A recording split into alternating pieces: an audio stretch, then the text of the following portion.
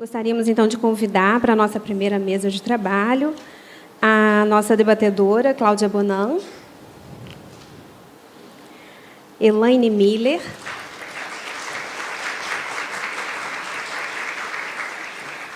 e Rosa Maria Carneiro.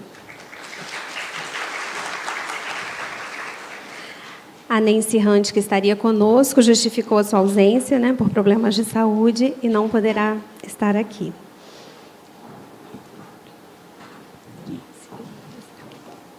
Obrigada.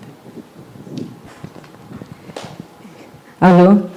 Bom dia a todas colegas, companheiras, alunas, professoras e professores que estão aqui. Com muita alegria, muita emoção e com muita injeção de ânimo, que abrimos, nessa mesa aqui, com essa mesa, abrimos o seminário sobre medicalização do parto. Eu quero saudar especificamente os meus companheiros que, durante quase 10 anos, 8 anos, a gente veio trabalhando nessa agenda da história contemporânea do parto no Brasil: o Luiz Teixeira, a Andresa Nakano, a Larissa, a Marina, outras pessoas que estão aqui, a Liana Carvalho, que foi nossa aluna de doutorado, a Rosânia Xavier, que foi nossa aluna de doutorado, e se eu esqueci alguém agora, me perdoem, mas nós tivemos no FF, no sábado, na sexta e no sábado, o seminário de comemoração de 30 anos do nosso programa de pós-graduação em saúde da criança, da mulher e do adolescente. Foi um momento muito emocionante, foi um momento de muito balanços em termos do que fizemos como pesquisa, do que fizemos em prol de contribuir e fortalecer o SUS. E foi um momento muito importante também da gente dar mais um passo no nosso compromisso com a democracia, a justiça, os direitos sociais, a equidade de gênero, o antirracismo. Foi um momento de muitas emoções, e tenho certeza que esse momento de hoje e amanhã, aqui nesses nossos trabalhos, vai ser outro marco importante para fortalecermos esses compromissos políticos e éticos, e vamos em frente. Bom, me coube aqui ser debatedora e organizadora do debate, porque o debate não vai ser só meu, e vou primeiro dar a palavra às companheiras. Quem vai falar primeiro? Tá. Elaine vai... Eu vou apresentar, então, a Elaine, professora Elaine Miller, que é antropóloga e atualmente está na Universidade Federal de Pernambuco, Elaine? Apesar de que tem uma história com a Universidade Federal de Santa Catarina, onde fez uma parte dos seus estudos, não foi? Tá bom, eu deixo um pouco para vocês se apresentarem um pouco mais, se for o caso.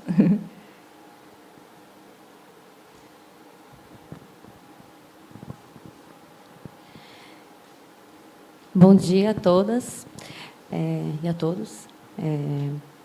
Eu fui me aquecer, porque eu fico um pouco nervosa, eu já tremo, minha voz já sai trêmula, mas meio de frio já é demais. Então, eu trouxe hoje para colaborar com esse debate, que eu estou muito grata de participar, de ter sido convidada. Eu acho que é uma oportunidade muito bacana de conhecer pessoas e de ampliar esses contatos. Eu trouxe um pouco do meu trabalho como parteiras tradicionais em Pernambuco, que eu achei que tem algumas questões com as quais a gente tem lidado nos últimos anos lá, que seriam bacanas de colocar aqui na roda para a gente conversar. Então, a mesa é sobre cenários e locais do parto, mas eu não vou fazer uma fala propriamente dita sobre a atuação da parteira na assistência ao parto, porque esse não tem sido o enfoque que a gente tem dado nos trabalhos que tem feito com parteiras tradicionais lá. Eu tenho um programa de extensão que eu tenho coordenado, eu tenho um grupo de estudo, de pesquisa chamado Narrativas do Nascer, que, com parceria com ONGs, né, o Grupo Curumim e o Instituto Nômades, e as associações de parteiras de Jaboatão, dos Guararapes e de Caruaru. A gente tem feito ações, né, de valorização, né, dos saberes das parteiras, com enfoque muito no patrimônio cultural, né, tanto que a equipe que está começando agora um inventário nacional para o registro como patrimônio cultural do Brasil dos saberes e das práticas das parteiras tradicionais, né. Então, esse é um projeto que se iniciou, de alguma forma, há uns 10 anos atrás, né? Na época, eu ainda era uma antropóloga do IFAM, que acompanhou um primeiro inventário que foi feito lá com parteiras tradicionais, e que, a partir desse inventário, que elas foram entrevistadas, fotografadas, se perguntou sobre como que elas atendiam as mulheres, ensejou um processo criativo por parte delas, assim, né? E elas trouxeram essa ideia de pedir um museu da parteira. Então, a gente tem feito essas ações, né, entendendo esse museu como um processo, né? Não é uma instituição física, não tem uma sede ainda, né? Mas a gente já fez uma série de exposições, livro com biografia de algumas parteiras. Então, temos pensado essa questão das narrativas de vida, né? Esse é mais ou menos de onde eu estou e de onde eu vou falar, né, numa contribuição das parteiras tradicionais para a gente pensar os cenários e os locais de parto, né. Então, a fala, acho que o título seria mais ou menos Simbiose de Saberes, né, parteiras tradicionais entre hierarquias e colonizações dos saberes.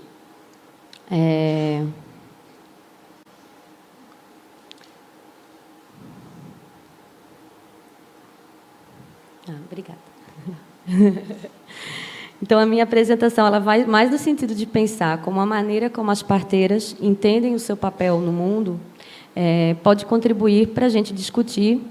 Eu acho que é uma discussão mais epistemológica, né, que eu quero provocar, né, sobre o parto, o nascimento, mas também porque as parteiras não atendem apenas parto e nascimento, né? Elas têm uma atuação muito mais abrangente nas suas comunidades.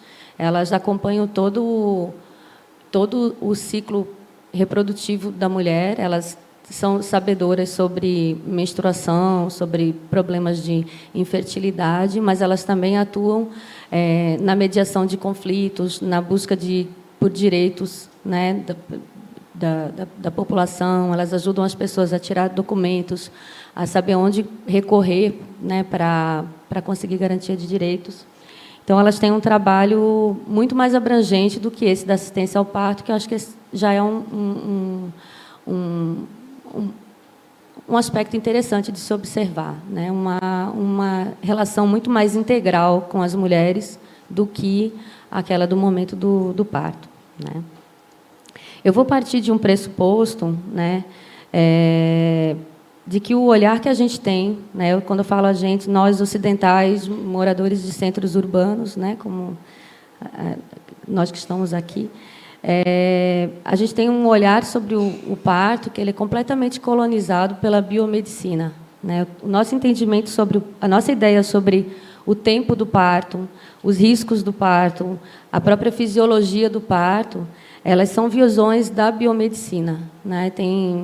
E que se perpetuam na nossa cultura das mais diversas formas, né? Nas narrativas de parto, né? Na história que a primeira história sobre a nossa vida, que costuma ser a história das nossas mães, nossa mãe contando sobre o nosso nascimento, já é uma visão que é permeada por esse olhar da biomedicina, né? Que nem sempre, eu não estou falando aqui necessariamente de uma visão científica sobre o parto, e eu estou pensando muito na tese da Mariana Portela, que é uma das integrantes do nosso grupo de pesquisa, que fez a tese dela é Ciência e Costume na Assistência ao Parto, e ela fala como muitas das práticas feitas por profissionais da biomedicina, enfermeiras e médicos obstetras, são pautadas são costumeiras, né? Não são necessariamente científicas, são coisas que se repetem rotineiramente pelo costume, né? Mas eu quero lembrar, fazendo o meu papel de antropóloga aqui, que existem outras formas de perceber a reprodução humana, né? de perceber como é a nossa chegada ao mundo, né? Geralmente, essa forma dialoga, esse entendimento da gente do início da vida dialoga com a cosmologia mais abrangente, né? da nossa cultura. Tem um caso interessante que o Malinowski retrata, né? Da visão dos teubriandeses sobre gravidez, que o bebê vai se formando no ventre da mãe conforme ela vai tendo outras relações sexuais, né? Que o sêmen, sendo dentro do corpo da mulher, ele ajuda a formar esse ser, e isso faz um elo social importante entre a criança que vai nascer e todas as pessoas que teriam contribuído pela vida dessa criança, né? E é interessante que um professor meu disse que... mas uma vez o Malinowski perguntou, mas vocês não têm uma outra ideia também sobre como é feito o bebê? Ele disse, olha, tem também aquela ideia de que o homem coloca uma sementinha que gera vida e depois ali o bebê vai crescer e vai nascer, independente da contribuição das demais pessoas, né, que participam, dos demais homens. Mas isso é história que a gente conta para as criancinhas, né, não é a verdade mesmo, né? Então, existem maneiras... esse é um caso mais, né, extremado, mas é só para a gente lembrar que existem outras maneiras de pensar, inclusive quando é o começo da vida, quando que se identifica a paternidade e a maternidade, quem são as pessoas que serão pais e mães do ser que está nascendo, né? Mas eu vou falar mais das parteiras tradicionais do Brasil, essas com quem eu tenho trabalhado, que são mulheres nordestinas, são mulheres maduras, têm outras atuações além da parteria tradicional, né? Às vezes elas têm ocupações que reforçam o seu papel de referência e liderança nas comunidades, como são técnicas de enfermagem, trabalho no posto de saúde da comunidade, além de exercerem essas várias funções na comunidade, que a Soraya Fleischer costuma dizer que são psicólogas populares, advogadas populares, enfermeiras populares, né? E eu quero apresentar a dona Prazeres, que é uma parteira de Jaboatão dos Guararapes, com 80 anos de idade, com formação com enfermeira obstetra, né? Que tem uma mente muito criativa e muito inquieta, né? Dona Prazeres começou a atuar como parteira, seguindo aquela pedagogia do dom que a gente percebe em quase todas as parteiras tradicionais brasileiras, né? Escuta a mãe, que é parteira, falar sobre o parto, às vezes brecha alguma coisa que não consegue ver, elas estão brechando, né? Estão vendo por trás da porta, né? Ajudam com atividades que não são a própria assistência ao parto, né? Então, sabe o chá que tem que usar para cada situação, porque é nessa coisa da ajuda que elas vão aprendendo. É muito comum que tenham um momento de uma emergência, né? No caso da dona Prazeres, a emergência aconteceu quando a mãe dela tinha saído para ir para o hospital, para uma consulta médica, e chegaram chamando pela parteira para ajudar uma vizinha que estava para ter bebê. E ela foi, né, com o conhecimento que ela tinha dessas brechadas e escutadas, e uma experiência prévia só de parto de pequenos animais domésticos que ela tinha em casa, né? Então, ela foi, atendeu, e quando chegou em casa, que foi contar para a mãe, ela disse, eu fiz do jeitinho que a senhora me disse, né? Que a mãe disse que achou que era uma loucura e tal. Então, depois daquilo, ela se torna parteira, ela começa a trabalhar num hospital, né, como uma prática de enfermagem. eles percebem que ela tem jeito para partejar e estimulam que ela, né, os médicos e enfermeiras com quem ela trabalha, estimulam que ela faça um curso de enfermagem obstétrica, e ela se forma no curso superior, que era esse de entrada direta para enfermagem obstétrica. No ano de 64, ela se formou.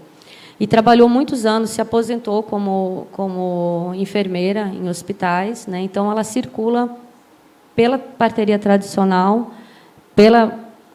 como parteira formada, e agora, mais recentemente, nos últimos 15 anos, ela tem todo um envolvimento com as mulheres que trabalham pela humanização do parto em Pernambuco. Então, o vocabulário dela é super rico, né? Numa mesma frase, ela traz o café com manteiga, o chá de canela, ela fala da fisiologia do parto como uma médica, né? E fala do protagonismo da mulher, assim. É uma pessoa muito interessante.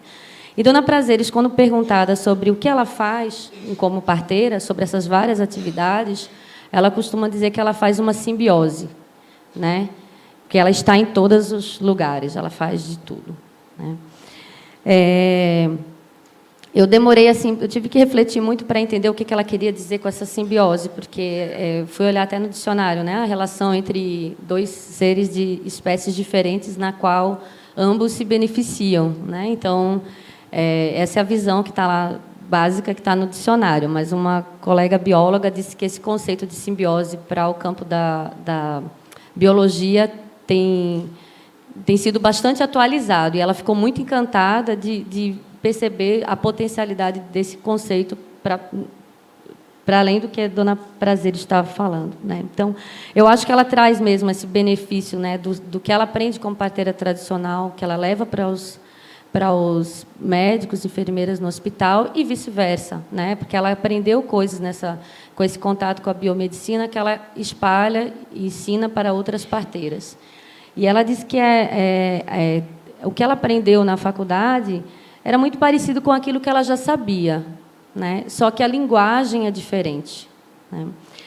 E ela também é muito questionadora. Então, tanto práticas das parteiras tradicionais, ela tem críticas, né, algumas coisas que as parteiras têm feito, como ela também tem críticas à maneira como o parto é entendido dentro da instituição hospitalar, que ela disse, veja só, o útero é um motor, o bebê é um produto, né? A mulher é uma máquina que está expulsando esse produto, que é algo que ela não consegue aceitar de forma alguma. Então, é uma pessoa que tem críticas e tem uma mente criativa muito interessante, assim, né? Inclusive, eu acho que ela incorpora algumas práticas ou algumas falas que a gente poderia identificar como feministas, embora ela nunca tenha se falado, ela não usa esse termo feminista, mas ela é sempre super em defesa das mulheres, muito indignada com a mortalidade materna, muito indignada com o fato da mortalidade materna ser maior entre mulheres negras, indígenas, pobres, né? Então, até nos conflitos familiares, quando ela briga com o filho para defender a nora, quando ela acha que ele está sendo machista, assim, embora ela não se diga uma mulher feminista, né? Mas eu fiquei pensando que a simbiose da Prazeres, ela vai para além dessa mistura dos saberes e das práticas, né? Acho que ela leva um pouco ao extremo essa ideia de simbiose, né, que eu estava falando do conceito da biologia, né? Porque eu acho que ela mistura também essas maneiras de aprender, né? O jeito de repassar os saberes, né? Então, quando ela me conta o que ela aprendeu com os médicos no hospital ou no curso de enfermagem obstétrica, ela conta da mesma forma do que ela aprendeu com a mãe dela. Então, eu acho que ela poderia dizer, do mesmo jeito que ela disse para a mãe dela, fiz do jeitinho que você me contou, ela diria assim com relação ao que ela aprendeu dos médicos, né? Ela faz do jeitinho que eles contaram. E também do jeito que ela aprendeu vendo. Então, é um saber que passa por essa narrativa e passa pela experiência. Só se sabe mesmo quando se coloca à prova, quando se exerce isso, né? Então, é difícil de localizar exatamente quando se aprendeu, né? Porque é um saber que é construído nessa prática, nessa experiência e com esse suporte desse narrar, né? Que me parece um pouco diferente da maneira como a gente aprende lendo um livro, né? E fala das nossas referências, né? Ela não traz as referências bibliográficas do período dela, um livro que ela leu e que mudou a visão de parto. Isso está muito mais incorporado na prática dela, né? Então, no hospital, ela aprendeu também observando e fazendo. Acho que isso eu já falei. Dona Prazeres, ela talvez seja um caso extremo daquilo que todas as parteiras tradicionais vivenciam, que é viver entre dois campos de saberes, né? As parteiras tradicionais do Brasil, elas se relacionam com esse saber biomédico porque elas se relacionam principalmente com o SUS, né? Elas encaminham as mulheres para o SUS, elas cobram das mulheres que façam pré-natal no SUS. Elas também avaliam o SUS, elas sabem exatamente onde essa assistência está sendo falha, né? Onde elas inclusive elas dão continuidade à assistência que o sistema de saúde não consegue dar para a mulher, quando elas ficam fazendo os curativos, os banhos e aquele atendimento na casa da mulher quando ela chega, né? Que é um cuidado em saúde, mas que não é coberto por esse SUS, né?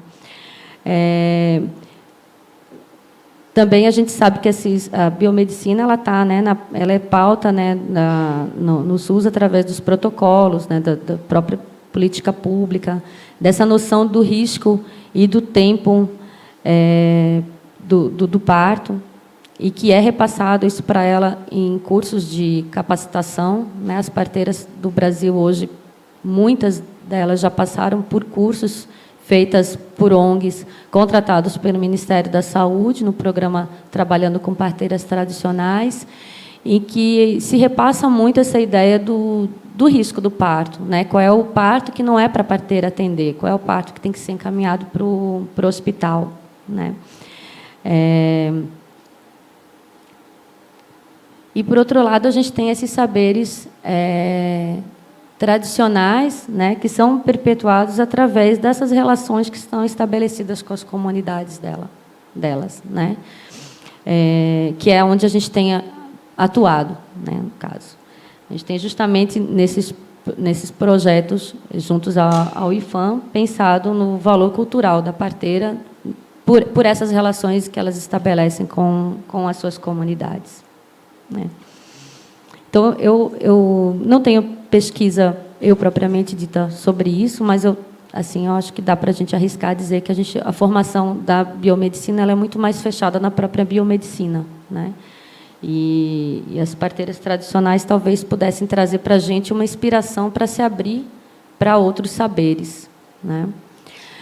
E eu vou fazer um parênteses aqui para pensar que, mesmo dentro desse paradigma da humanização, né, que eu acho que quebra com uma série de hierarquias,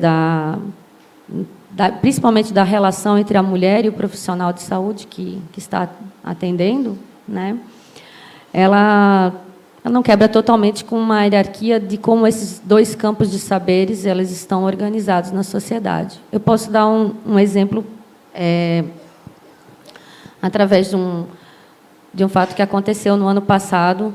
A Dona Prazeres foi reconhecida como Patrimônio Vivo de Pernambuco, né? E o Patrimônio Vivo é um reconhecimento cultural, né? Foi a primeira pessoa que conseguiu o título de Patrimônio Vivo por um ofício, né? Por ser parteira tradicional.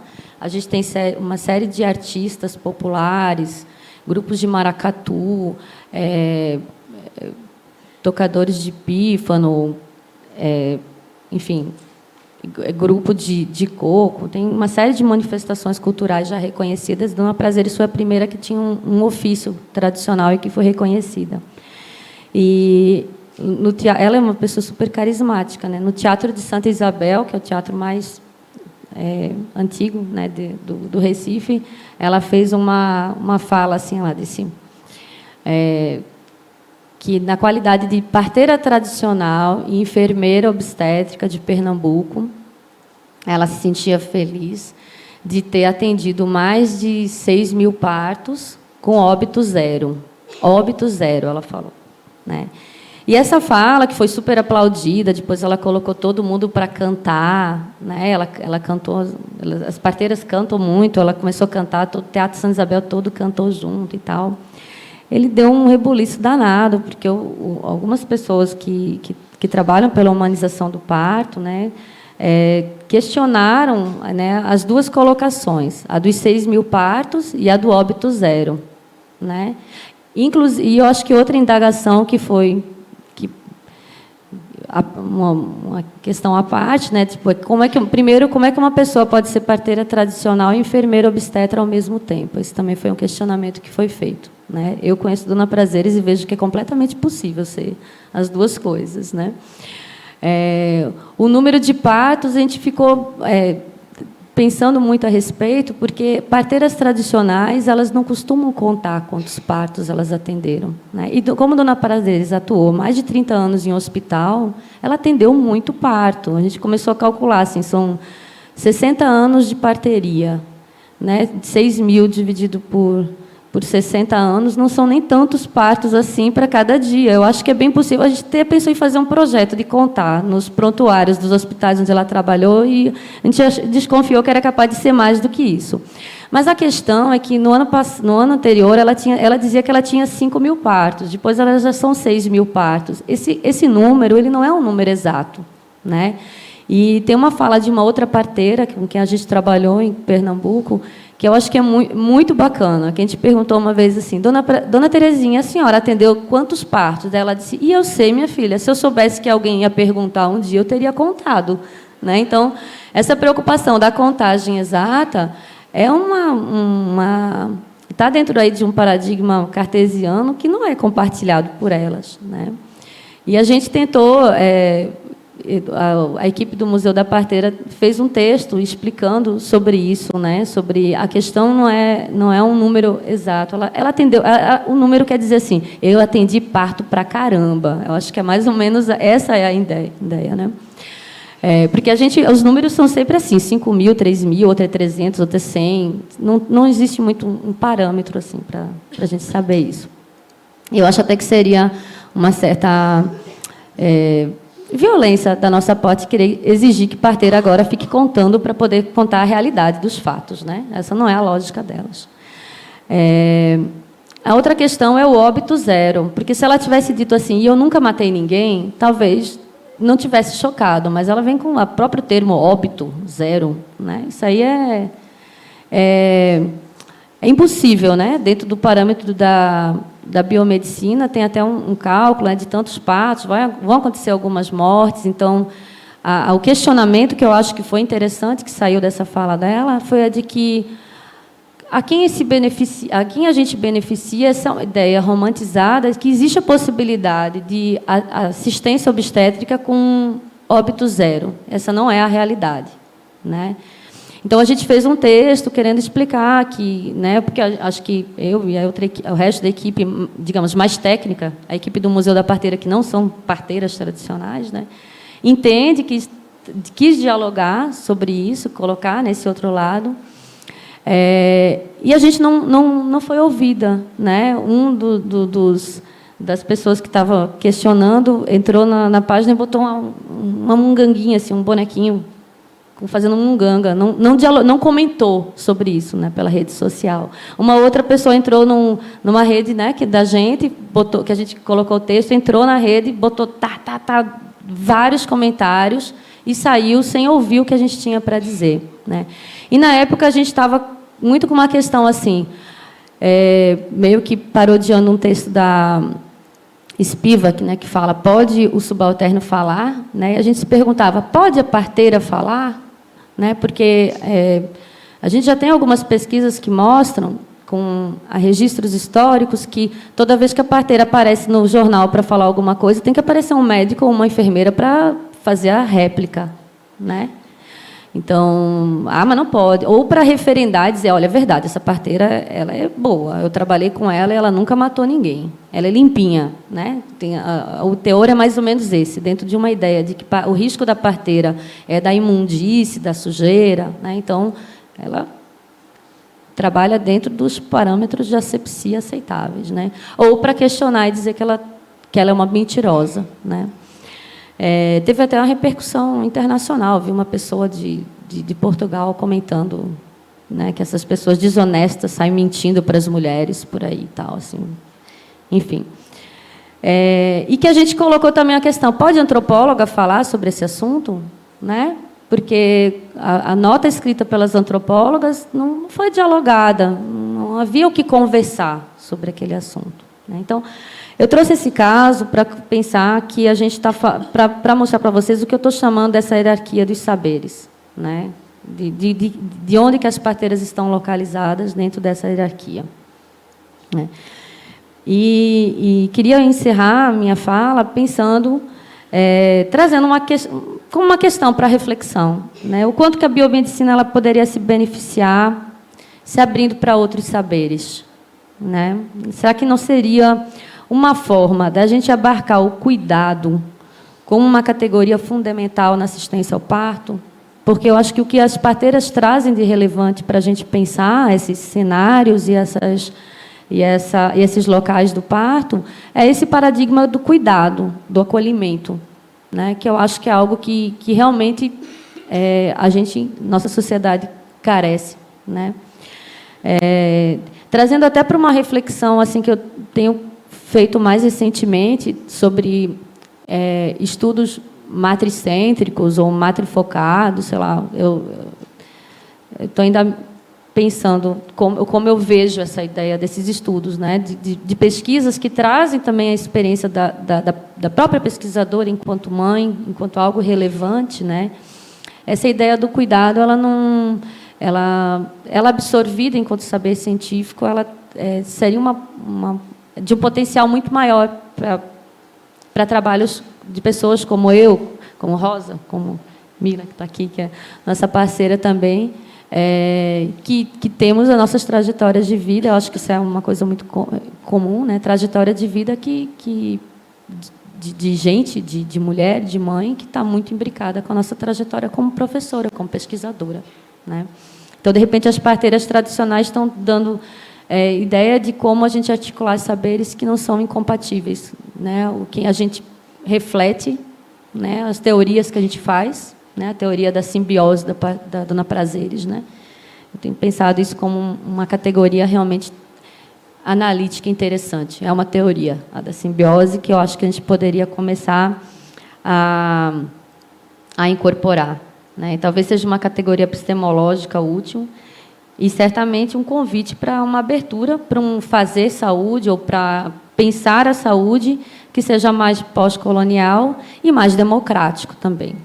É isso. Obrigada.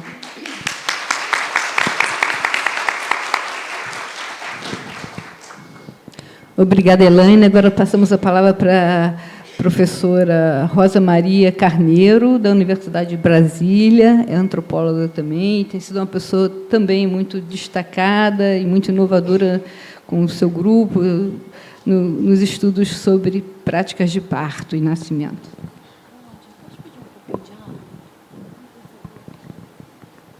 Bom dia. De início, eu quero agradecer o convite, quero agradecer a casa, quero agradecer ao Luiz, quero agradecer a Marina, a Fernanda, a Andressa, pela oportunidade de estar aqui. E dizer que, quando a Marina me escreveu, ela não sabe, porque a gente não teve oportunidade de falar sobre isso. Né? Eu achei que era melhor falar nesse momento, mas o convite era, eu quero te provocar a pensar a discussão sobre locais e cenários a partir da tua tese.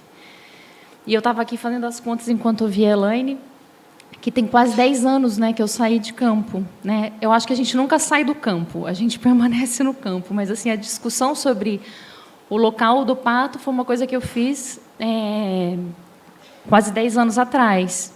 E aí estava eu ali com aquela provocação. Então, eu tentei, a partir da sua proposta, né, da proposta de vocês, recuperar o que eu discuti, né, na tese de doutorado, mas também ampliar um pouco o olhar e pensar um pouco a partir de onde eu me situo hoje, né, como uma antropóloga dentro de um departamento de saúde coletiva, que está em diálogo com as políticas, que está em diálogo com os serviços, mas que também está em diálogo com o que a vida social tem produzido de mais contemporaneamente sobre qual é o local, ou quais são os possíveis locais de parto. Eu vou ler, porque assim eu acho que eu consigo controlar mais o meu argumento, tá bom?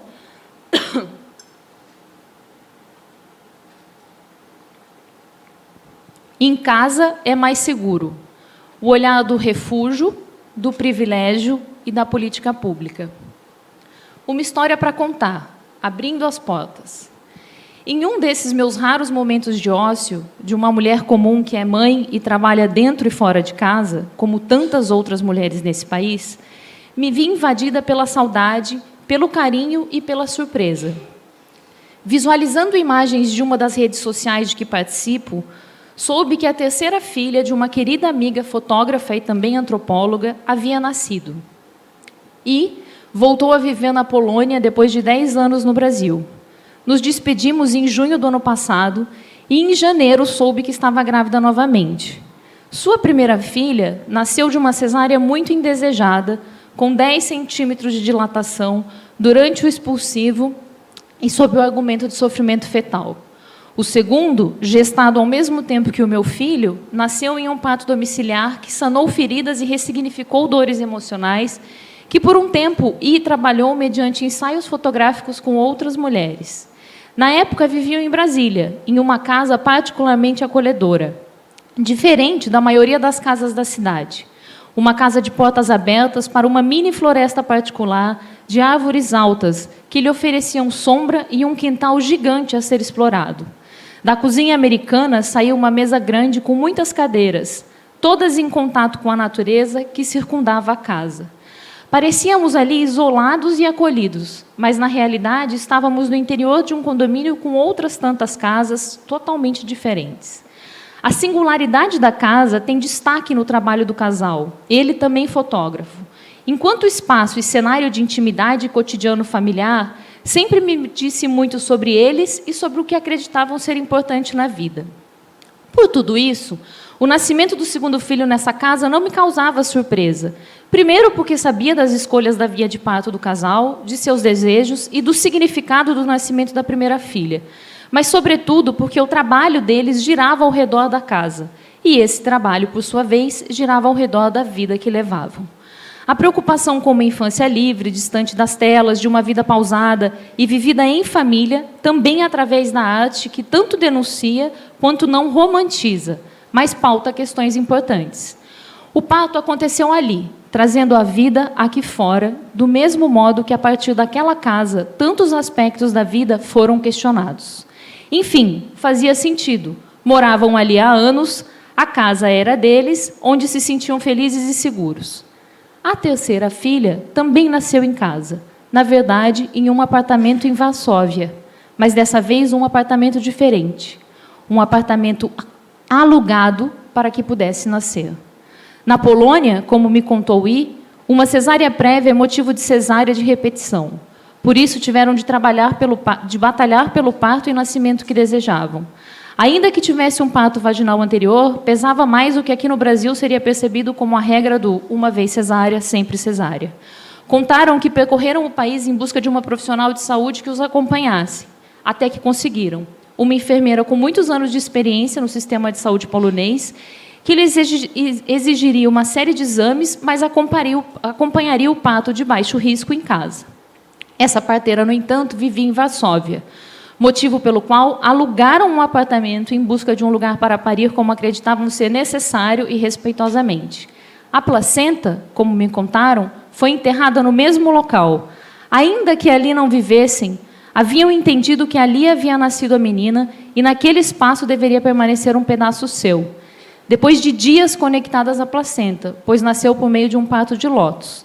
Essa sua parte e parte de sua mãe ali foram enterradas, simbolizando uma ruptura para a vida, em seu caso, notadamente gradual, já que a desconexão entre placenta e bebê tardou 3 dias.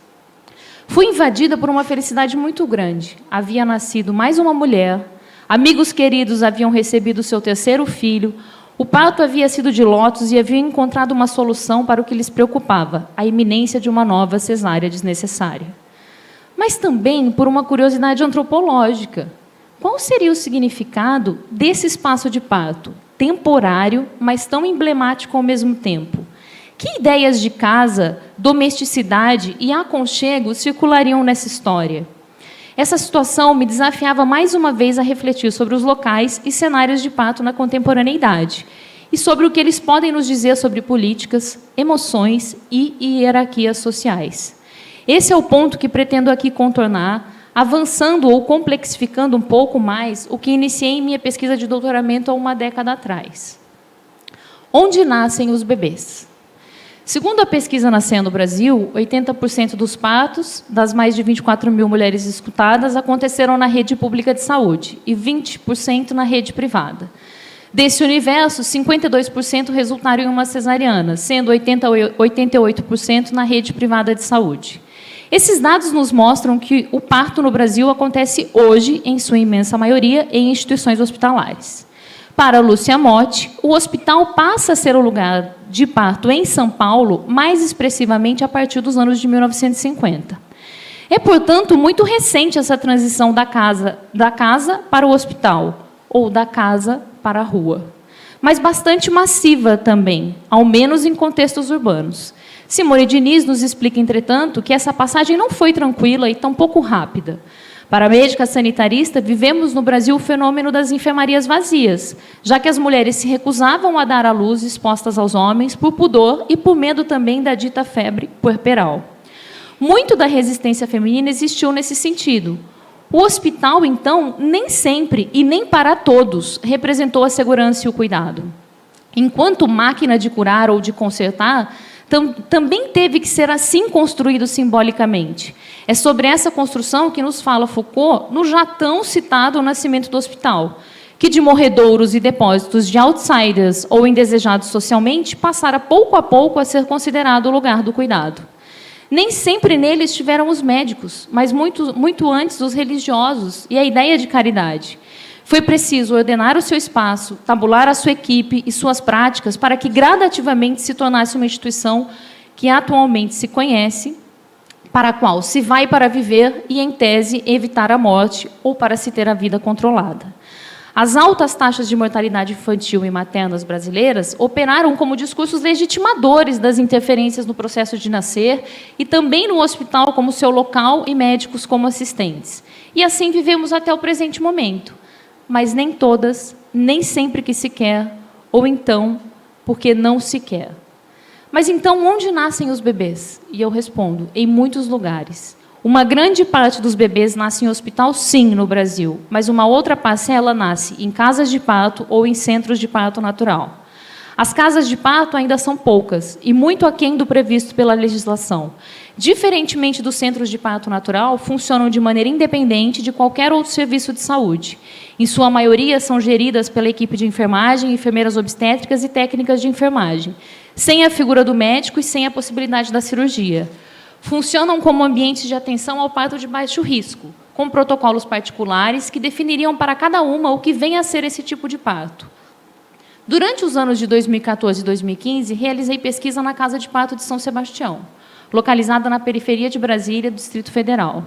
E pude perceber como esses espaços funcionam sob a pressão constante de fechamento por disputas de classe e ou categoria, na medida em que questionam a centralidade dos médicos, a assistência prestada e a gama de intervenções que se tornaram prática nas situações de nascimento já bastante conhecidas como ocitocina sintética, episiotomia, epidural, para além de tantas outras. Pudemos constatar que muitas das mulheres que dão à luz ali eram moradoras da região, mas que ali buscavam não o parto na banheira e ou com técnicas de suavizo da dor. Como bem observou Olivia Hirsch, a casa de parto funcionava para mulheres de camadas populares como o local em que seriam chamadas pelo nome, onde teriam mais intimidade e não ficariam em alojamentos lotados de outras pessoas, em que poderiam estar com seus familiares no momento de parir e não sozinhas. Buscavam, assim, muito antes da indagação aos procedimentos médicos realizados, a dignidade. não serem agredidas verbal e emocionalmente. Ou então ali chegavam, pois era o único local em que poderiam encontrar ajuda, já que nessa região administrativa da cidade ainda não existe hospital. E elas me diziam, parece um pouco aqui uma casa e não um hospital. Ou então, aqui somos todas bem tratadas. As represálias a ambientes como esses não são incomuns. Haja vistas inúmeras investidas pelo fechamento da Casa de Pato do Realengo, no Rio de Janeiro. De maneira semelhante, em São Paulo, temos a Casa Ângela, também com protocolo de quem ali pode ser atendida, bastante restrito, mas com as mesmas características. Na Casa de Pato de São Sebastião, vale dizer que não são aceitas mulheres com mais de 37 anos, gestação gemelar, bebês pélvicos com mais de 40 semanas de gestação e com cesárea prévia. Esses bebês que ali nascem no meio termo entre a casa e o hospital, ou entre a casa e a rua. Em serviços de saúde que tentam se aproximar às casas em termos de tranquilidade e intimidade. Um sistema bastante parecido com o que vigora no sistema inglês de saúde, no qual não somente mulheres de camadas populares, mas mulheres da realeza recebem os seus filhos. Espaços como esses, entretanto, são poucos em número no Brasil e difuso, pasme, para mim foi uma surpresa, são os dados produzidos sobre sua existência. Muito aquém do propugnado pelo Ministério da Saúde na portaria 985/99. Segundo Pereira, estariam registradas no Cadastro Nacional de Estabelecimentos de Saúde, do DataSUS, 19 centros de parto natural isolados, como a Casa de Parto de São Sebastião. Mas, na prática, encontramos somente 5. 3 na Bahia, 1 em São Paulo e 1 no Rio de Janeiro. Incluiria eu aqui, então, a Casa de Parto de São Sebastião, já que acompanha a sua existência e funcionamento. No total, então, 6 casas de parto para todo o Brasil. Um pouco além das casas de parto, mas ainda talvez no meio termo, estão os centros de parto, no meio termo entre a casa e a rua. Estão os centros de parto natural, posto que acoplados a um serviço de saúde mais amplo, como hospitais e ou maternidade. A Maternidade Maria Amélia, no Rio de Janeiro, e o Centro de Parto Natural do Sofia Feldman, em Belo Horizonte, são exemplos desse modelo de atenção. Os CPNs foram desenhados legal e politicamente com o advento do programa Rede Cegonha, 2011, para atenderem partos de baixo risco e serem dirigidos somente por enfermeiros obstétricas. Havia expectativa inicial da habilitação de 65 propostas até o final de 2015. No entanto, segundo Devico, até o final de 2016, somente 15 CPNs haviam sido habilitados junto ao Ministério. Sara Mendonça, antropóloga, recentemente analisou as dificuldades e os dilemas de uma maternidade, no caso o CPN, orientada pela humanização, etnografando o cotidiano de enfermeiras obstétricas de um centro de parto natural. Logo no início, ao descrever o local, nos conta que esperava um lugar silencioso e que não tivesse cara de hospital. Mas não o encontrara, posto que, com o barulho da equipe, das outras mulheres parindo e do transporte de equipamentos necessários como o cardiotoco, havia uma outra realidade do que a esperava. Para ela, aquilo, no entanto, era um hospital. A pia, as camas assépticas distantes, frias. Sara Mendonça nos insere também um espaço, em sua maioria, de mulheres de camadas populares que raramente buscavam pela humanização, mas eram para lá referenciadas pela Rede Cegonha. Ao longo das páginas de sua tese, pode-se perceber, entretanto, como é difícil o manejo do que é considerado humanização no interior de uma instituição pública. O cansaço dos profissionais, a repetição de práticas ultrapassadas de maneira inconsciente, o desconhecimento das mulheres, a pressão do tempo, a divergência no interior da própria equipe, para além do excesso de demanda e falta de infraestrutura material. Segundo as enfermeiras da Casa de Parto de São Sebastião, elas não eram um CPN, pois tinham autonomia e independência nas suas decisões e gestão do serviço. Ser um CPM lhes amarraria a outros agentes, talvez discordantes de sua proposta. Entretanto, no nosso último ano de pesquisa, elas já estavam dispostas a lutar por esse enquadramento por questões financeiras, já que o repasse de verba para os CPNs existe em maior escala do que para as casas de parto isoladas. Vemos, assim, como os usos e manejos políticos das palavras e propostas também se veem atravessados por hierarquias, mais valores econômicos. Então, até aqui temos hospitais, centros de parto natural e casas de parto. Mas aonde mais nascem os bebês? Os bebês seguem e passaram a nascer em casa.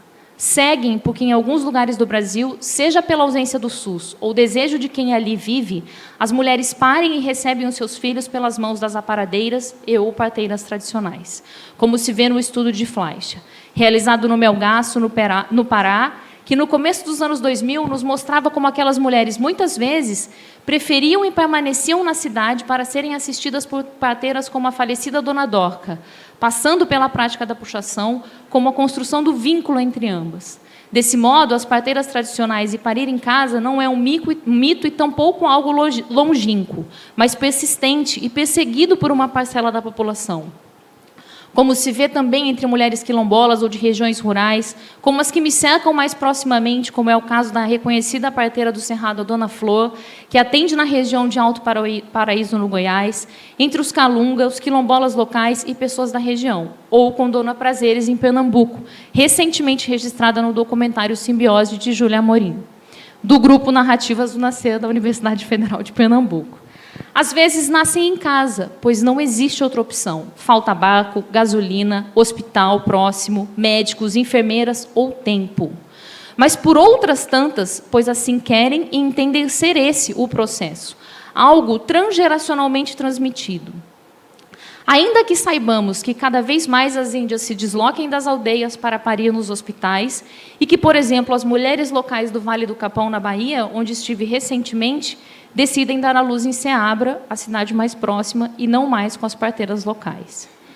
Mas, para além desses casos, um número cada vez maior de bebês tem nascido em casa, nas grandes cidades, nas metrópoles, em meio a metrô, fumaça de cigarro, fumaça de carros, barulhos e grandes arranha-céus. Nas cidades grandes, no corre-corre do dia a dia de uma cidade como São Paulo, Rio de Janeiro ou Recife, por exemplo, bebês têm nascido em casa e por opção de suas mães e de seus pais. Esse é o grupo que se diferencia e que concentra as mulheres de camadas médias, as que portam poder aquisitivo e que custeiam a assistência do profissional especializado que se desloca até a sua sala, o seu quarto e a sua cozinha.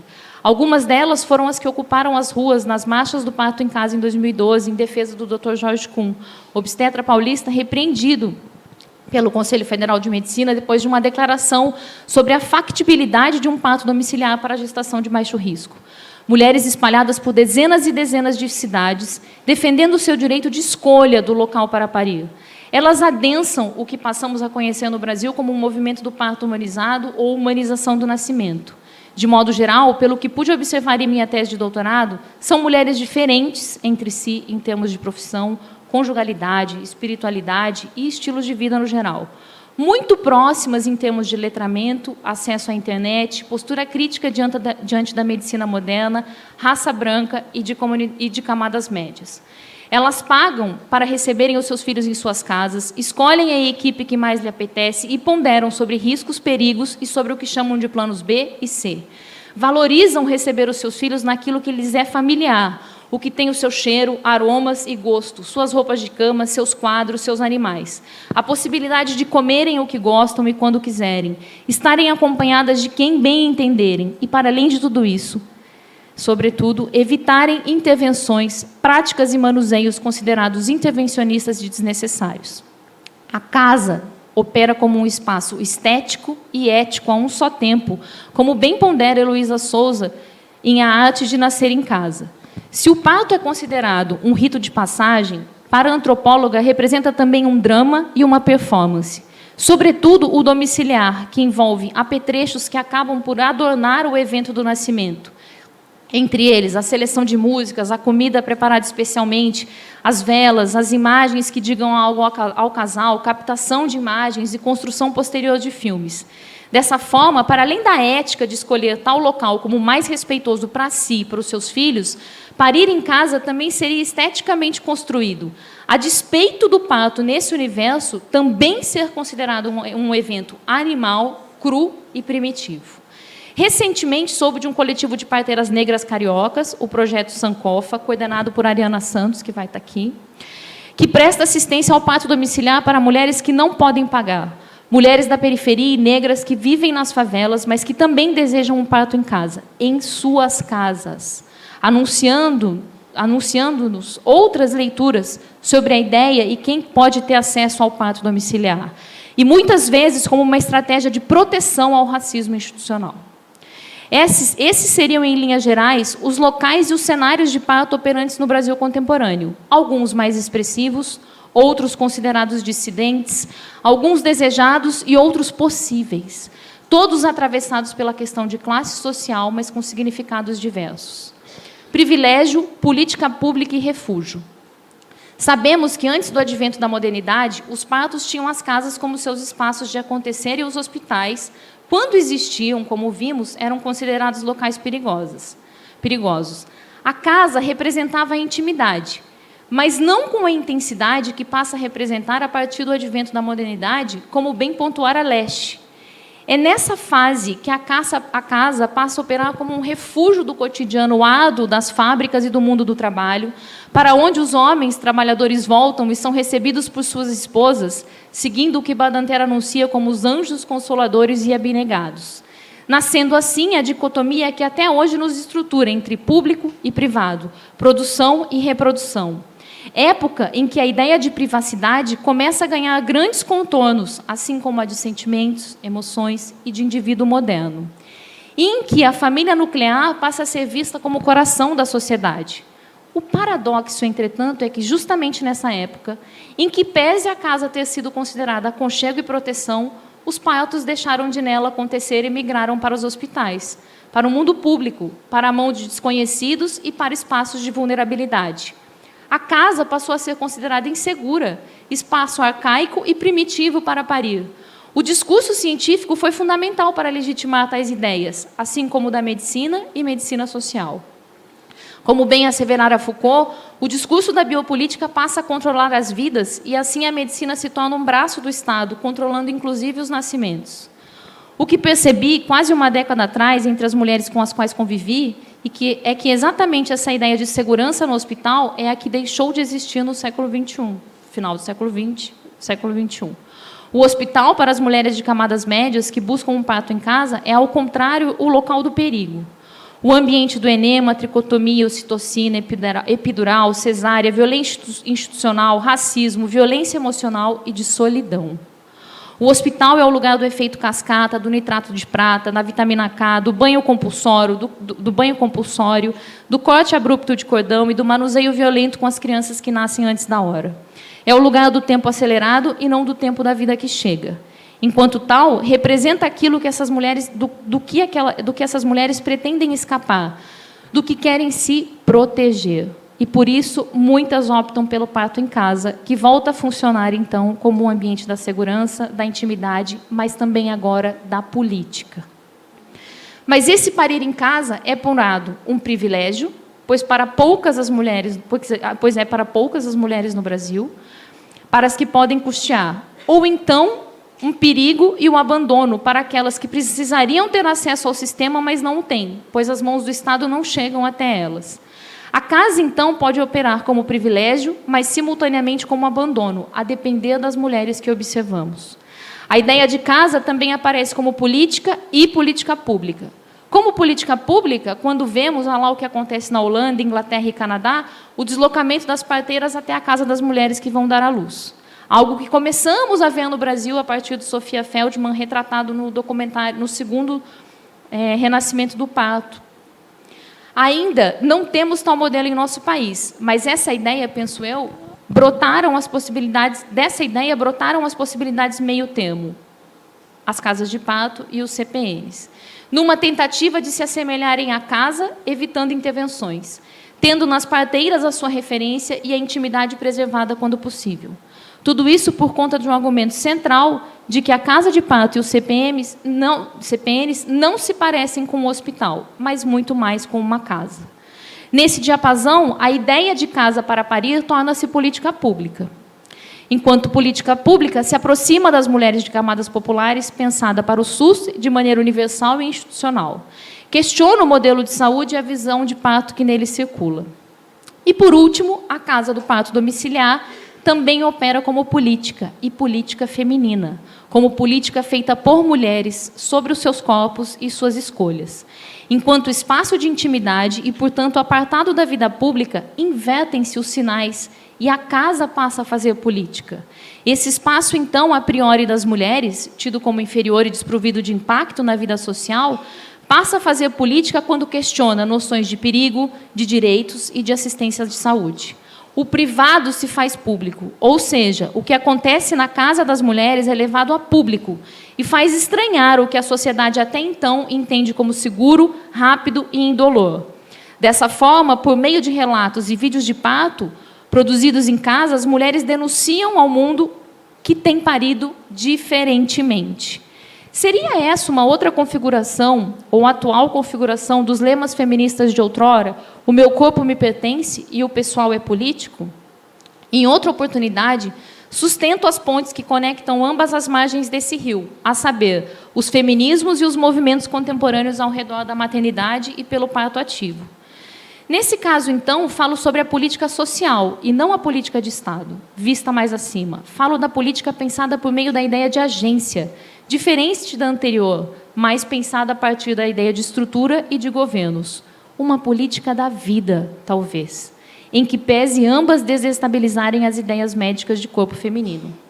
Mas nem sempre a casa representa tudo isso. Ou melhor, pode representar algo bastante diferente. Ao invés de refúgio, quando o hospital é desejado, a casa, ou ter de ficar em casa sem outra opção, pode representar a ausência de cidadania entre as mulheres de camadas populares, mas também de camadas médias. Penso aqui, por exemplo, no desejo de algumas mulheres por exames e procedimentos médicos. Na casa de parto de São Sebastião, não era incomum encontrarmos mulheres de periferia que desejavam uma ultrassonografia e até mesmo uma cesariana. Esse desejo de início me surpreendera, mas aos poucos passei a refletir sobre esse anseio como um desejo também de pertencimento e reconhecimento. Geralmente eram mulheres quase sem consultas de pré-natal, sem amparo estatal, e que compreendiam o cuidado como o acesso à tecnologia que representa o valor econômico do qual elas não dispõem. Para elas, serem atendidas pelos médicos e terem acesso aos exames era, no limite, ser reconhecida como pessoa e cidadã em um país, como anos atrás já pontuara Murilo de Carvalho, em que temos a pirâmide da cidadania invertida, vindo primeiro os direitos sociais para depois os direitos individuais. Nesses casos, o hospital, muito diferentemente, seria, sim, o espaço do cuidado e do reconhecimento dessas mulheres como sujeitos de direito. Tamanha a nossa fragilidade e desigualdade social. Seria, então, aqui, novamente, o hospital, o refúgio da clandestinidade ou da inexistência. Desse modo, tento a sustentar que os cenários de parto giram ao redor das noções de casa e suas múltiplas semânticas. De algum modo, ocupamos todas elas, a depender do grupo de mulheres que falamos e das particularidades de nossa cultura, deixando portas entreabertas. Diante do exposto, nada tenho a concluir, e tampouco esse aqui é o meu objetivo. E tampouco é o objetivo, a meu ver, da boa antropologia. O meu anseio é muito mais ampliar olhares e leituras de fenômenos sociais diversos e semelhantes. Nesse sentido, a ideia da porta entreaberta é muito mais para nos fazer pensar. Mas, para nada concluir, gostaria de retomar o que da Mata caracteriza como a espinha dorsal da cultura brasileira, a díade casa/rua. Para ele, nos organizamos nessa dicotomia que nunca deixa de se comunicar. Enquanto a rua é o local da individualização, da luta e da malandragem, a casa não admite contradições, a ausência de hierarquias e tampouco as gradações. Se a casa é o lugar do casamento, do casal, do amor e do calor humano, a rua seria o inverso, o lugar do movimento, do perigo, do povo e do governo. Não obstante, como anuncia o antropólogo, essa é uma oposição que nada tem de estática ou absoluta. Ao contrário, ela é dinâmica e relativa, porque na gramaticalidade dos espaços brasileiros, rua e casa se reproduzem mutuamente, posto que há espaços na rua que podem ser facilmente fechados ou apropriados por um grupo, categoria social ou pessoas, tornando-se sua casa ou seu ponto.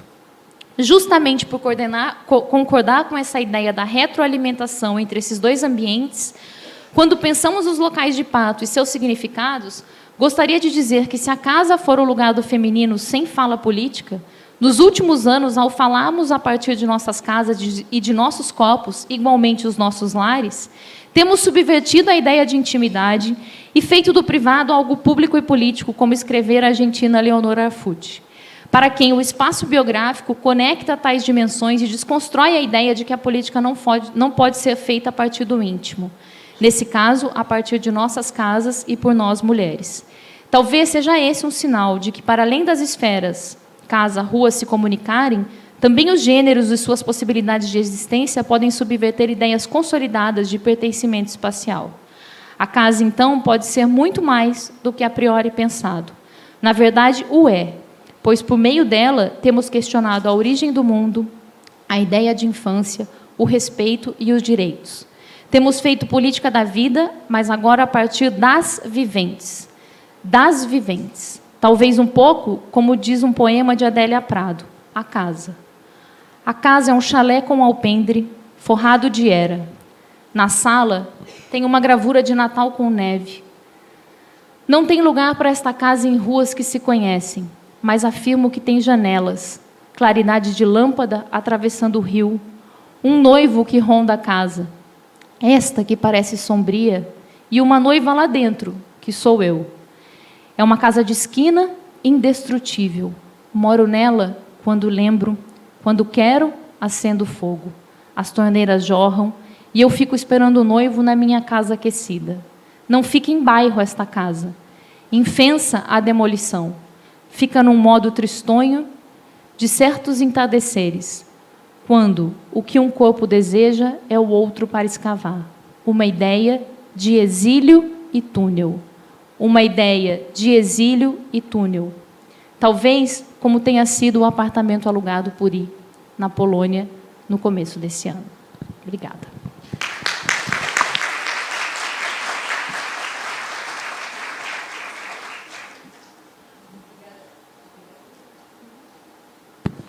Obrigada, Rosa Maria. Queria anunciar aqui a presença da professora Ilana Louvi. Ilana Louvi é uma professora francesa, historiadora da ciência, das tecnologias médicas, das práticas médicas. É uma pessoa que caminha com a gente desde entre 2009 e 2010. Há uma controvérsia quando foi que isso começou, né? E foi através dela, inclusive, que eu conheci Luiz Teixeira, né? E, então, está ligada a toda essa história, né? Que articula muitos enredos até chegar no dia de hoje, que não termina por aqui. Então, quero agradecer a presença e tudo que foi o apoio e os ensinamentos que Ilana Louvi nos concedeu todos esses anos. Antes de abrir para um pequeno debate, que acho que a gente terá tempo, eu gostaria de fazer algumas colocações assim, inspiradas pela fala das minhas colegas e companheiras aqui de mesa.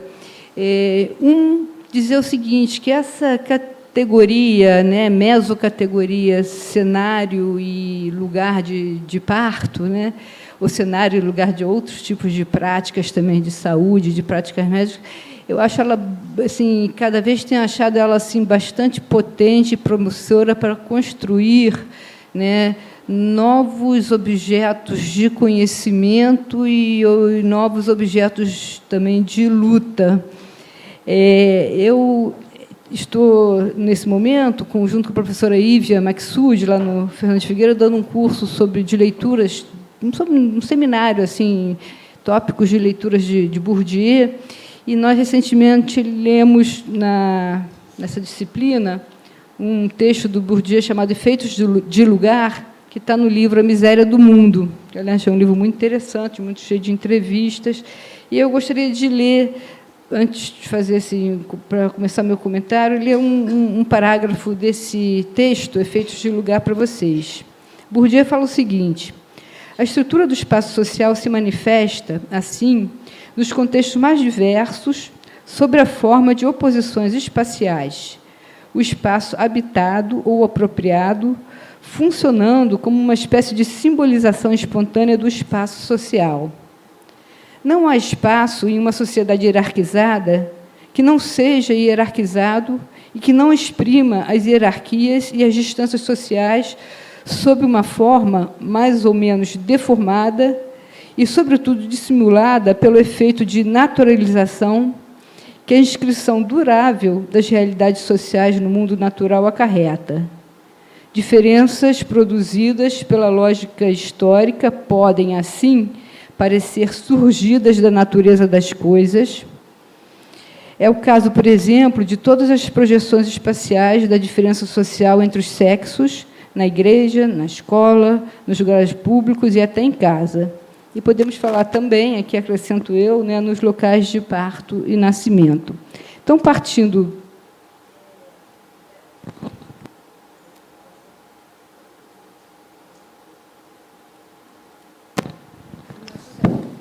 Alô? Não? Ok. Então, partindo disso, eu gostaria de colocar algumas questões.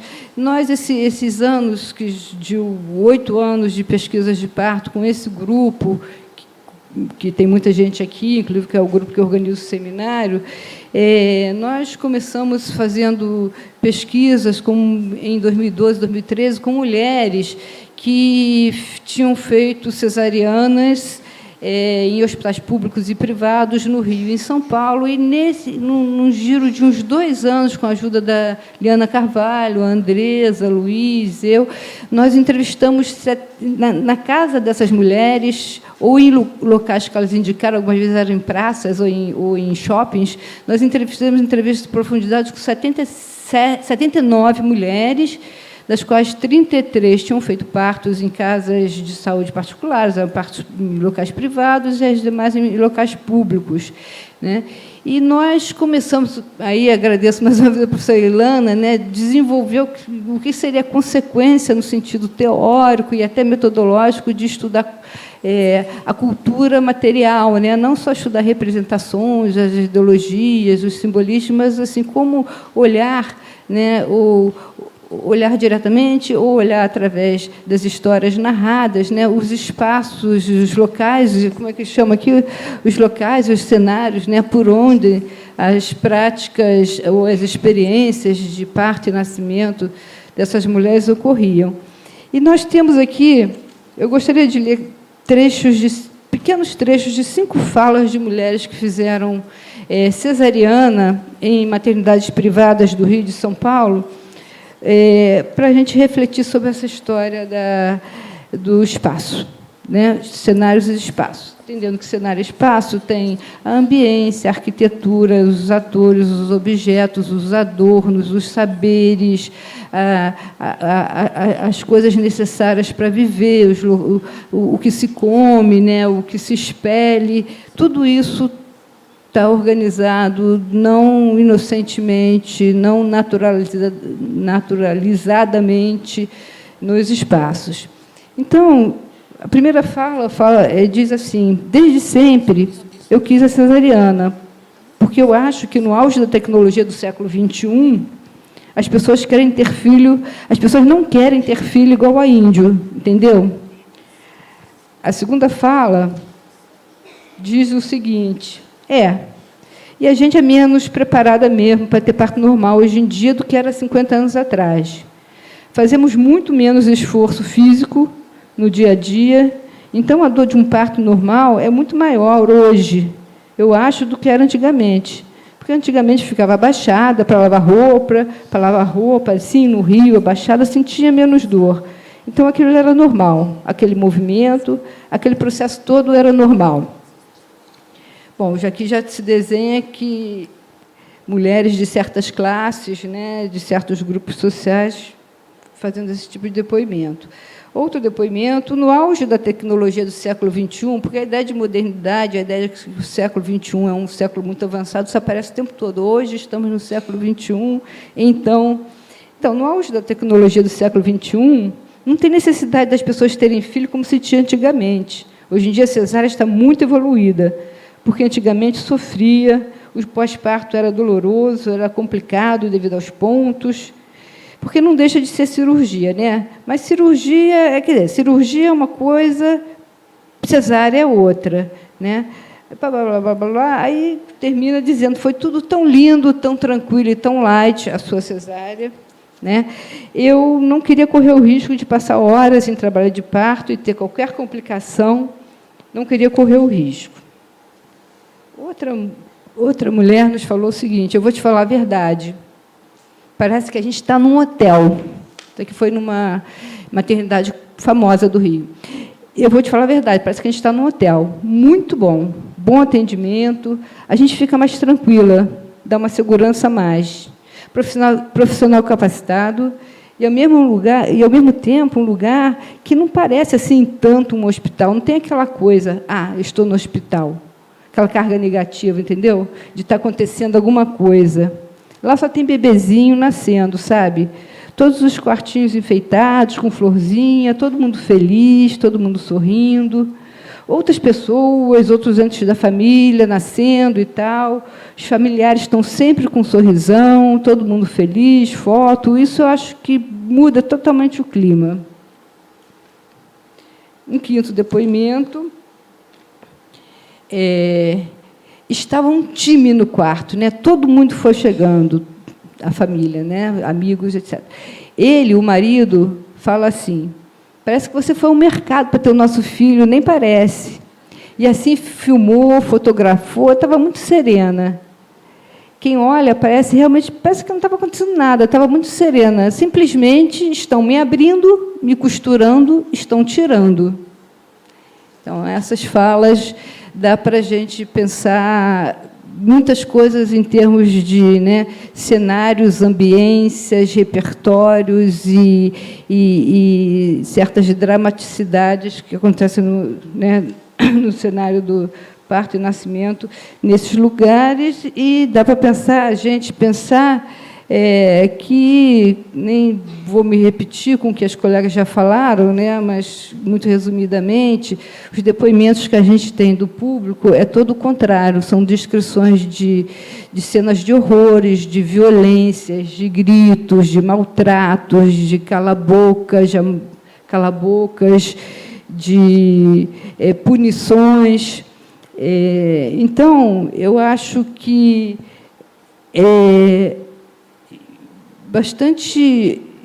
nós temos anos de estudos de parto, nós temos no Brasil uma bibliografia gigantesca, robusta, de alta qualidade, feita por sociólogos, antropólogos, sanitaristas, pessoas da saúde coletiva, psicólogos, enfermeiros, outros, mas é um objeto ainda sem fim, né? Assim, que nos desafia, tanto teoricamente como politicamente, até porque queremos transformar essa realidade no sentido de promover direitos sexuais, direitos reprodutivos, equidade, na perspectiva antirracista, na perspectiva de se enfrentar também com o elitismo e o classismo que tudo isso envolve. Então, eu acho que,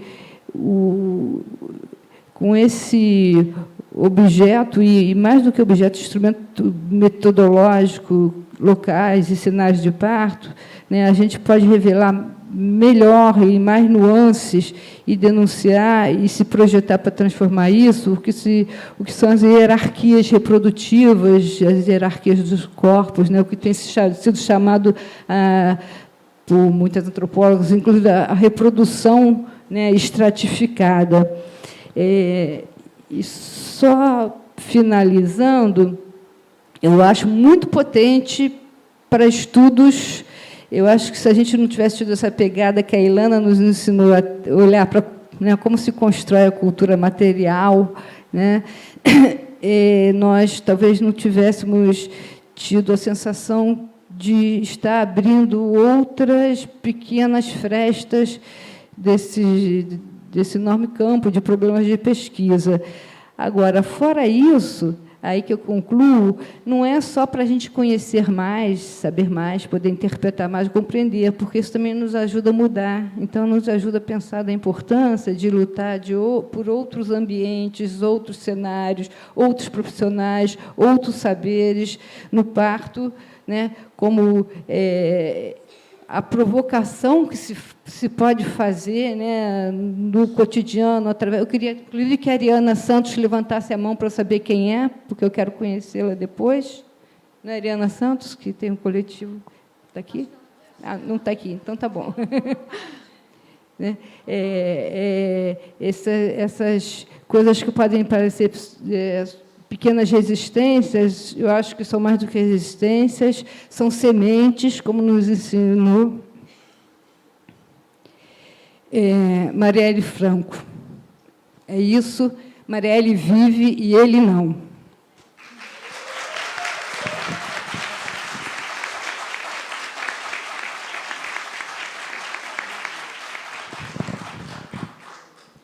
Temos uns 15 a 20 minutos para colocações, perguntas, provocações, ideias e um último fechamento aqui das nossas colegas.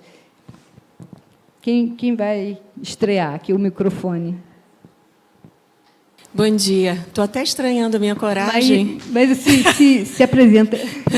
Maísa Ludovic, sou enfermeira obstetra e sou professora da UERJ. O UERJ resiste, e nós também. É que eu estou muito excitada de ouvir isso tudo. Tenho 30 anos, 36 anos de trabalho na prática e no ensino da assistência ao parto e da saúde da mulher. Então, estar nesse ambiente, ouvir tudo que a gente está ouvindo aqui, ver tanta gente jovem, com uma vontade enorme de passar o bastão e dizer, olha, que coisa boa, né? E olhar para essa questão da medicalização do parto com essa profundidade de reflexão, me deixa assim. Então, eu não podia deixar de fazer esse comentário. Muitas coisas, obviamente, surgiram. Eu queria só falar de 2 ou 3 rapidamente. A primeira que me chama a atenção foi quando você falou da escolha pelo dom das parteiras, que eu as conheço prazeres, conheço um pouco desse movimento no Brasil, já tive em alguns outros lugares, e fora daqui também. Tem algo que parece que nos iguala, independente da categoria profissional, até mesmo de médicas e médicos, das quais, se a gente for pensar, tem um lugar muito hegemônico e difícil de romper para poder olhar para esse campo de uma outra forma, né, com igualdade, com menos poder, que é justamente do poder que a gente está falando. Então, tem algo que realmente parece que nos iguala, né, nas experiências. Eu, na minha tese de doutorado, quando entrevistei um grupo de enfermeiras aqui do Rio de Janeiro, que, como eu, foram formadas há 30 anos atrás, no modelo hegemônico, cartesiano, onde nós aprendemos todas as práticas, das práticas que hoje, as quais nós não fazemos mais, e também, ao mesmo tempo, nos identificamos com outras formas, né, de cuidar, de aprender, de ensinar. Eu vi mulheres que também se ligam a gerações anteriores. Se a gente pensar, tem um vácuo de uma geração, né, que foi medicalizada. A minha mãe, quando me teve, falou, mas devia ser uma cesárea. Eu falei, mas como se eu nasci de parto normal? Né?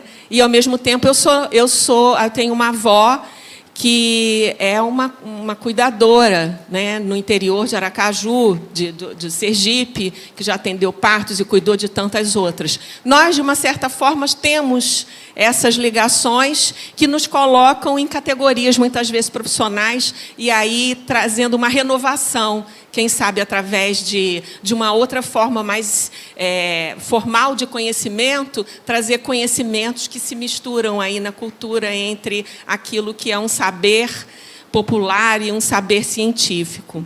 A outra coisa é quando a gente também está nos ambientes, a questão do local de nascimento é algo muito, de fato, que nos traz muitas questões para pensar, né, e ver como que, obviamente, um país que 90% dos partos acontecem nos hospitais, como fazer essas mudanças. A gente tem pensado muito nisso. Há pelo menos 10 anos atrás, talvez, num projeto de extensão em que eu trabalhava com a Casa de Parto do Rio de Janeiro, na Secretaria Municipal de Saúde, a Maria assumindo, falou, mas vamos trabalhar com os hospitais também? Falei, faz sentido, porque, na verdade, a gente precisa mudar as práticas em todos os lugares, né? Nos ambientes hospitalares, na Casa de Parto, isso tem sido um aprendizado de uma geração, né, que precisa trocar cada vez mais em ambientes diversos.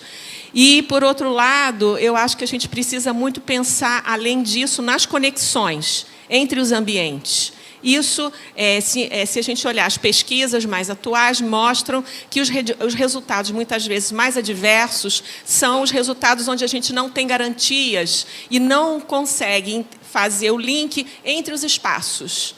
Então, o espaço do domicílio, o espaço da casa de parto, precisa fazer o link com os espaços dentro da sua possibilidade de hierarquia, na medida em que você identifica o risco, né? Então, isso precisa ser de fato. E, assim, eu acho que a gente precisa encontrar um lugar de fazer realmente o parto domiciliar pelo SUS, porque acho que o momento é o momento mais difícil para se pensar nisso. Talvez o mais que tem uma oposição maior, mas a gente não pode perder isso de vista em estabelecer aí parcerias entre as universidades, o ensino, o serviço, né, ligado à política, para que a gente possa, de fato, trazer essa oportunidade de fazer um projeto responsável. Já falei isso em alguns lugares, e quando uma vez eu comentei isso numa audiência pública aqui na Alerj, uma mulher veio depois me procurar no cantinho com 2 filhos e falou: isso está acontecendo, o parto domiciliar desassistido, né? Porque nós não vamos para determinados lugares e também não podemos falar sobre isso. Então, é preciso ampliar esses espaços e obrigada por participar aqui desse evento. Outra coisa, só finalizando, falta de dimensão da sexualidade. Sexo se faz na rua? Se faz em casa? Aonde a gente faz? Falta essa dimensão.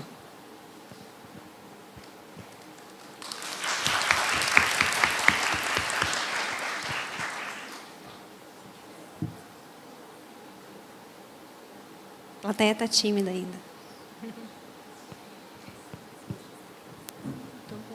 Palavras finais de vocês? Ele dá palavras finais? Não tem mais nenhum. Tá, obrigada, Maísa. Foi uma boa lembrança essa tua da questão da dimensão da sexualidade, que às vezes as coisas se passam como se parto e nascimento não fosse um evento da nossa sexualidade, né? Eu acho que é importante frisar isso.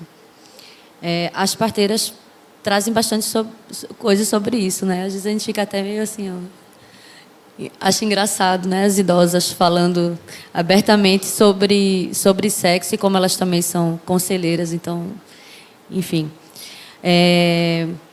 Você falou sobre as conexões entre os espaços, né, para garantir um bom atendimento. Eu acho que essa realmente tem tudo a ver com essa luta da absorção da parteira pelo SUS. O SUS abarcando também o trabalho das parteiras tradicionais. Eu acho que o Grupo Curumim tem um trabalho de referência nessa luta já de muitas décadas, né, propondo isso e pensando em como isso seria possível. Talvez pela contratação das parteiras tradicionais, para elas receberem pelo governo por aquilo que elas já fazem, esse trabalho nas comunidades, né? Seria uma maneira. E também eu acho que a gente tem que frisar que a gente não tem ainda muita pesquisa sobre essa assistência das parteiras, né? Sobre quais são os problemas dessa assistência, né? Por que esse modelo não é interessante para o Brasil, ou é interessante? A gente precisaria de ter mais estudos sobre essas taxas de desfechos adversos, ou, enfim, quais são as questões. A gente sabe pelos relatos das parteiras onde que o sapato está apertando.